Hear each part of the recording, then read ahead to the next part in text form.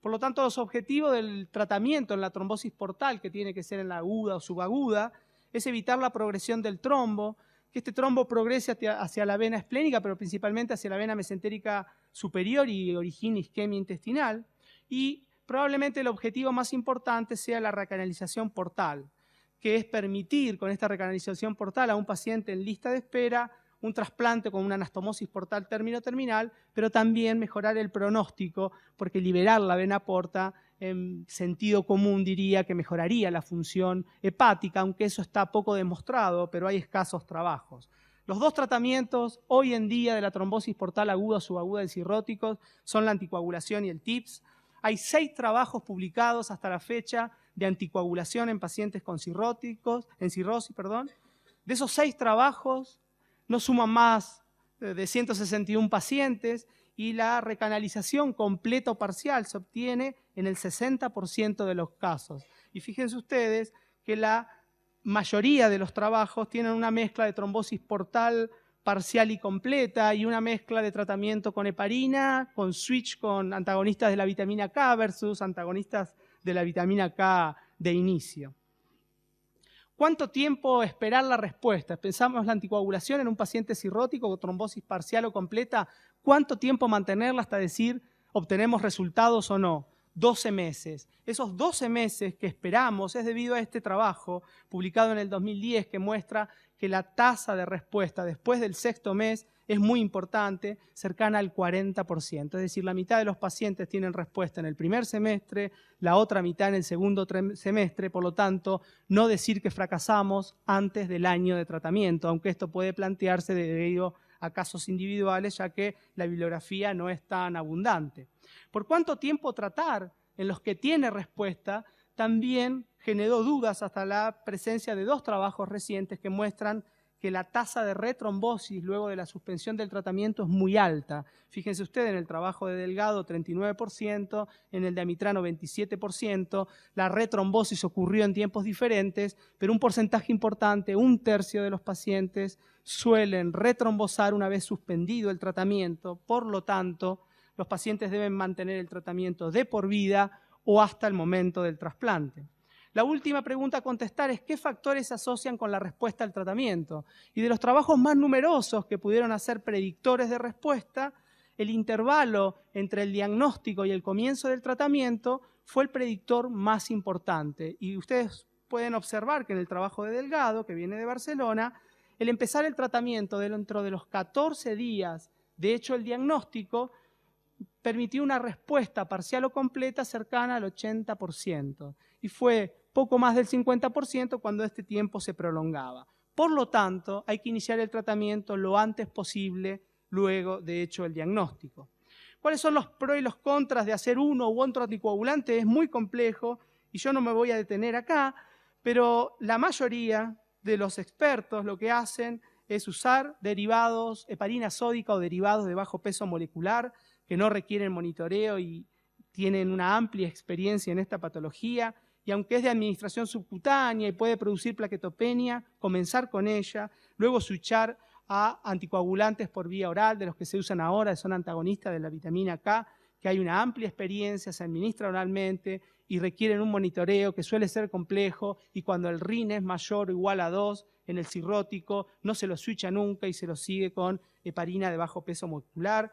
Un amplio campo se abren en nuevas drogas que no están actualmente en uso en cirróticos. Por lo tanto, las premisas en los pacientes con cirrosis y trombosis portal son descartar cavernomatosis, que no se tratan, eso es trombosis crónica, descartar hepatocarcinoma en vena, que capta contraste y eso no se trata con anticoagulantes. Estudiar trombofilia es el segundo paso, aunque es poco frecuente, permitiría sostener el tratamiento teniendo mayores elementos.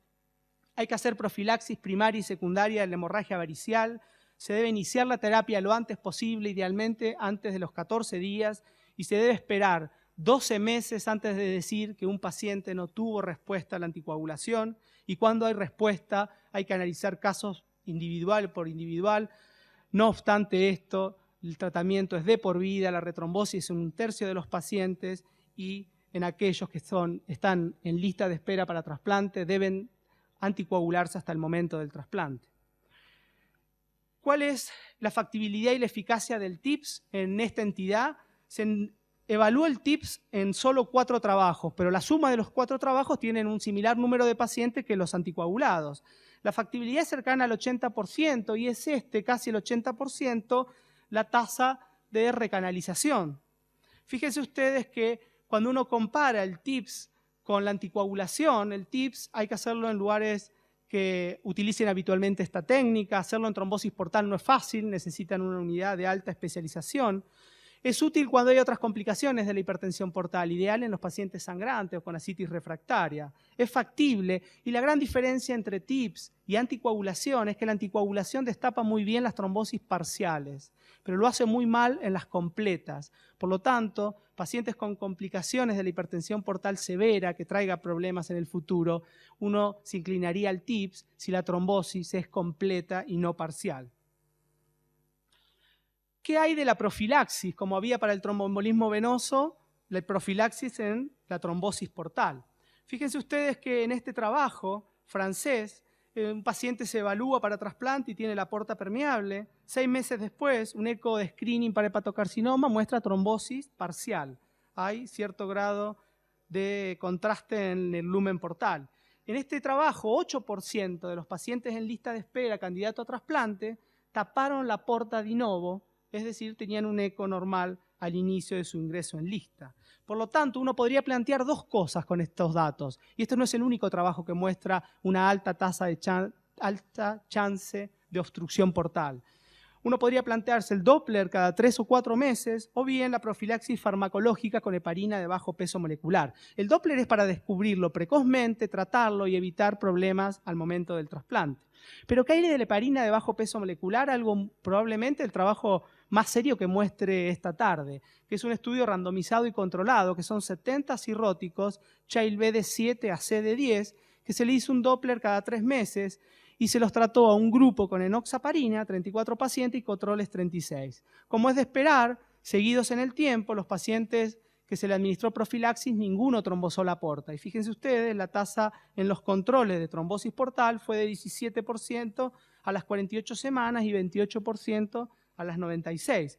Pero lo más interesante y sorpresivo de este trabajo fue la segunda parte, que mostró que la tasa de descompensación y la muerte en el paciente en el grupo de pacientes con enoxaparina fue significativamente menor. Y esto introdujo un montón de cambios en nuestro pensamiento que habla de que la progresión de la enfermedad se debe a la anoxa primaria, hepatitis C, hemocromatosis, pero también a cambios microvasculares en el hígado que mejorarían con la enoxaparina. Y hay modelos animales muy elegantes de reducción de la progresión de la enfermedad crónica y de la fibrosis con anticoagulación, y hay un trial con anticoagulantes orales en clinicaltrial.gov que ustedes pueden ver.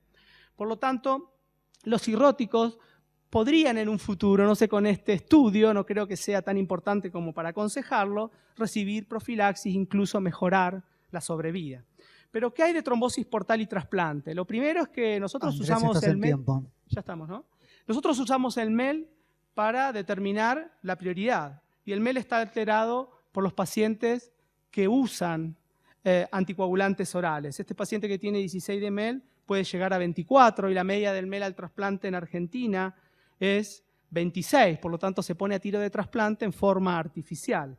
Para ver esto, para discutir esto, los invito a todos, y con esto voy terminando, en el Hotel Panamericano, que se hace el primer consenso argentino de trasplante, donde se va a discutir este aspecto en parte, la reproducibilidad del MEL, qué pasa con el INR y qué pasa con la variabilidad del INR y la anticoagulación.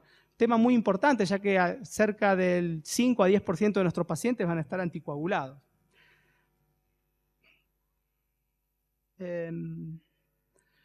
No sé si los convencí. Digamos, está el desierto ahí. Pero me contaron que de noche hace un frío de esos, ¿sí? Tiene una amplia amplitud térmica. Por lo tanto, los pacientes cirróticos sangran. Y en realidad sangran, sí, los mismos cirróticos que les mostré, por muchas cosas.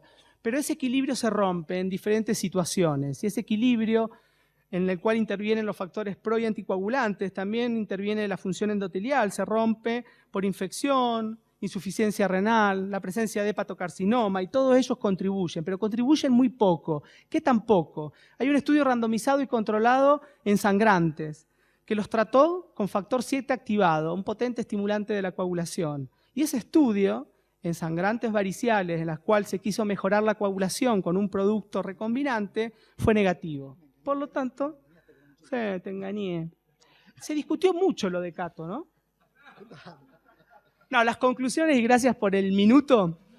No sé, yo lo vi relajado a Cato y bajó y subió de nuevo. Yo te conté que eran 3 minutos más. Si bien las pruebas de coagulación en el cirrótico están alteradas, el balance pro-anticoagulante está conservado. Y eso debemos grabarlo. La segunda es que la corrección de los parámetros de coagulación en forma profiláctica se desalienta hoy en día y no tiene evidencia científica de pasar plasma fresco para hacer algún procedimiento. El riesgo de desarrollar eventos tromboembólicos parece ser mayor al de la población general, pero no es tan grande como la que tienen otros factores de riesgo. La trombosis portal es un evento relativamente frecuente en la historia natural de la cirrosis, mucho más en la esfera del trasplante y se da cerca del 10%. Y la anticoagulación, el TIPS, es el tratamiento de elección y el trasplante raramente está contraindicado en esta entidad y uno tiene múltiples variantes técnicas para hacerlo. Así que gracias por el tiempo, perdón.